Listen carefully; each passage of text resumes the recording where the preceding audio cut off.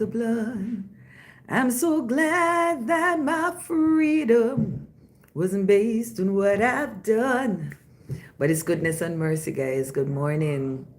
Good morning. Good morning. I know you may have been missing me for the last maybe 2 mornings, but I hope you checked out the shorts that I placed, that I posted, guys. So, guys, it's going to be a very quick one this morning. And I thought I'll just jump on and share with you. Guys, I'm going through my devotional, the God's Daily portion devotion. Let me just hold it up. I am going through it day by day. And I think I would have told you guys that how this devotional is structured is that it's not year based, calendar days based, but it is day based.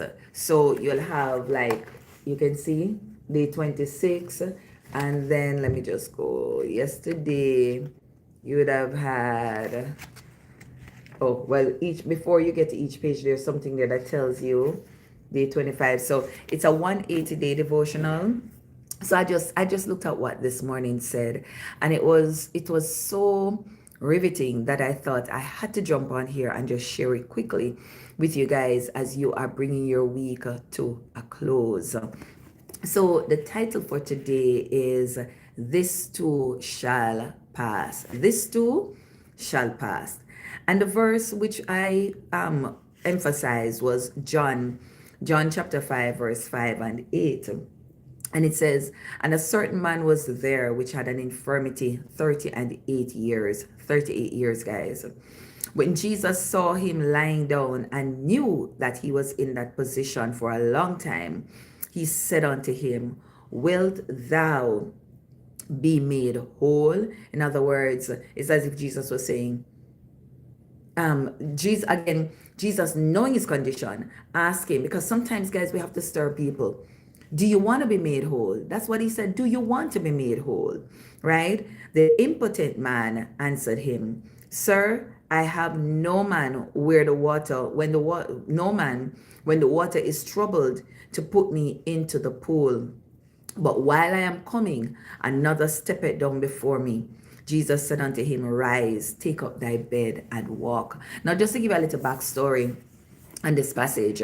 So apparently there was this pool, guys, the pool of Bethsaida. And it is said that around that pool were sick people, right? All different kinds of sicknesses. But at certain times of the year, an angel would come down and trouble the water, and whoever first got in the water would receive their healing. Now, apparently the state of this man did not allow him to move fast enough. And you get the feeling that having been in that position for 38 years too, he did not have any friends. Guys, sickness and disease and a depressing time does move us into a place of loneliness. And can I say something to you that it's not the best thing?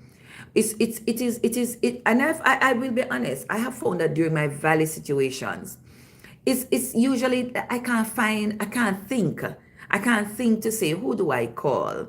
Who do I lean on? Yes, I have close friends, but I can tell you when I'm really going through a valley, I tend to go through that valley by myself.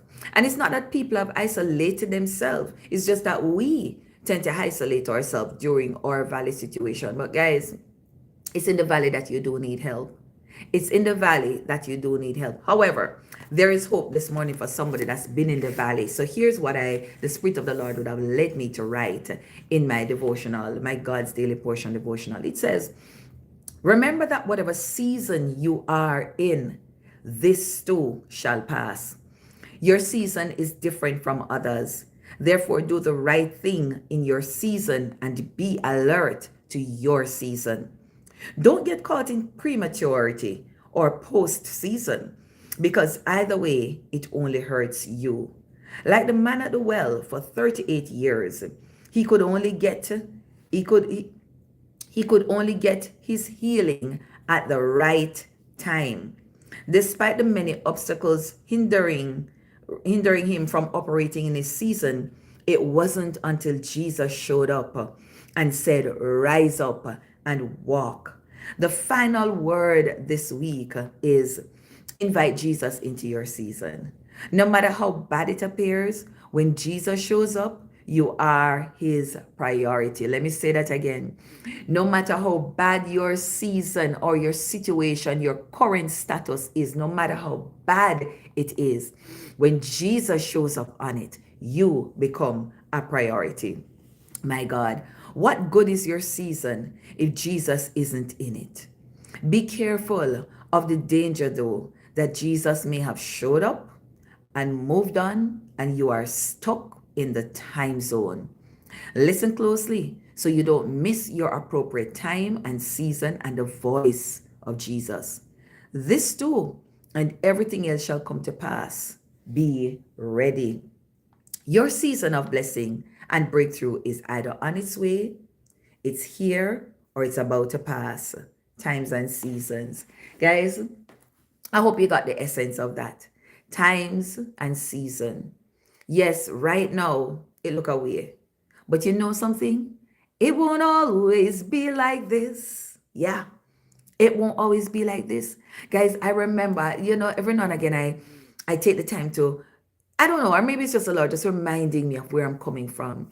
Guys, I remember when I moved to Kingston from Montego Bay, and I remember how difficult it was. I lived on Washington Boulevard, but I needed to travel to Spanish Town for work or for church. And I would stand on Washington Boulevard for hours because we didn't have a proper bus system.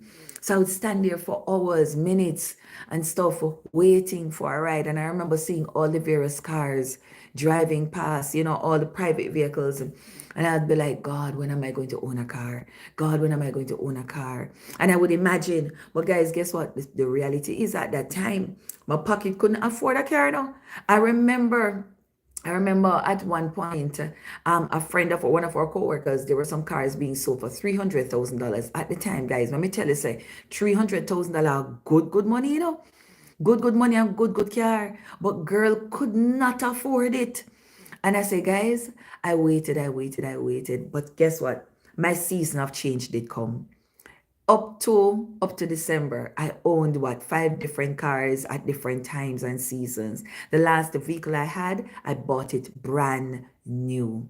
Brand new. So what am I saying? Is that your season of change will come. It won't always be like this. Guys, again, I remember when I moved to Kingston, I rented a house. And the time came after Bible school that the agreement was after Bible school. A month after Bible school, I had to move. And guys, the thing is, I didn't want to go back to Montego Bay. So it was at this point, I'm going to stay. But I didn't have anywhere to live. And I said, God, what am I going to do? I started hunting houses. But guys, again, the rent for houses, because where I was, I couldn't stay. The rent for houses at the time was like some 20,000, 30,000. My salary at that time was 20 something thousand per month. And so I could not afford it. Guys, una not gonna believe this. But let me tell you something. Let me tell you, so when Jesus show up on the scene, he makes your priority. I'm at work, and the head of National Housing Trust showed up one Friday. The door was locked, and I was the one who had to serve her. And I was sharing with her, we were just talking, that I needed somewhere to live. And the lady told me that, listen, them have some new house that them set up that they were selling, and I must put in my application. What am I just telling this? I'm telling this I couldn't afford the rent, right? Hey, I couldn't afford rent. But then here comes this lady telling me, said I'm a bill house. Guys, I put in my application with my $20,000 salary. Guess what? Girl got her house. Yeah, God gave me my house. Guys, I was able to afford a house. Yes, it was a stretch. It was a good stretch too. But you know what? Something, let me tell you, let me share the other part of the testimony. So when I got the house, so my salary was $20,000. And the mortgage, apparently they misquoted, but I didn't know that. They told me that the mortgage would have been 11,000. So 11 out of the 20, guys. Say, I go and pay the 11, guys, and go and rough it out. Say a couple of years later, it was about 5 years later, I got an email or I got a letter that said that they misquoted the monthly payment on my mortgage. I was supposed to be paying $5,000. Hey! Listen. So you know what Jesus do? My mortgage now ended up being prepaid paid by at least 2 years, and I've carried the mortgage all the way, being 2 years prepaid. What am I saying? It won't always be like this. This too shall pass. What you need to do is keep faith, keep hope alive, guys. Keep being positive. Guys, my desire for this channel is that this channel will grow and grow and grow and grow. I desire to see Uniquely Me with 100,000 subscribers, with over the last I check, I had over 2 million views, but I desire for it to get to 10 million views. I desire to see this channel generating an income of up to $10,000 each month. Hey, that's ambitious, but guess what? You have to keep hope alive. Put it out there. Put it out there. What is it? Write the vision, make it clear. If you don't challenge yourself, sometimes you really won't know what you're capable of. So, as I wrap up this morning, this too shall pass. Whatever you are going through, whatever it looks like, it won't always be like this. So my new thing is that I said to the Lord yesterday, I said, God, whatever I'm going through today, it won't be the same next week. It won't be the same next month. And then I push it to December. I said, God, come December, it's going to be a different thing. What are you hoping for? The man for 38 years, he was in that position, a position of impotence, a position where he was missing opportunities. But something happened one day when Jesus showed up on the scene. And when Jesus showed up, the man became a priority. God is getting ready to make your priority. Or you are already in your season where you are his priority. Don't miss your season. Don't miss your season. Don't let your mouth cause you to miss your season. Don't let your unbelief, your lack of faith cause you to miss your season. It's up to you guys. Keep hope alive. Keep faith alive. Put your trust in God. Don't listen to the naysayers. Let me share something else just before I wrap up. The same house, I was told that don't buy the house too small. Them are gonna raise fowl in there. And let me tell you something. Where the house is, you can't find a house in there. Every day we see people that walk through and look for rent, house to buy. Nobody's selling their house. Nobody's selling it. So I'm saying to you that God will make you a priority. It won't always be like this. Guys, have a beautiful day. And thank you all for continually supporting me here.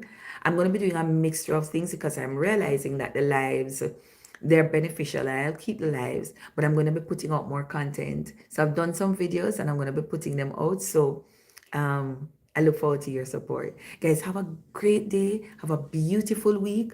I think I have an interview tonight. So you can, if you see me live, jump on. And I'm not sure what the weekend looks like, but hey, you never know. Your girl pops up oh so often. Have a great day. Be safe. Keep warm wherever you are. And if it's raining, try and keep dry. But also keep hope alive. You are next in line for a blessing.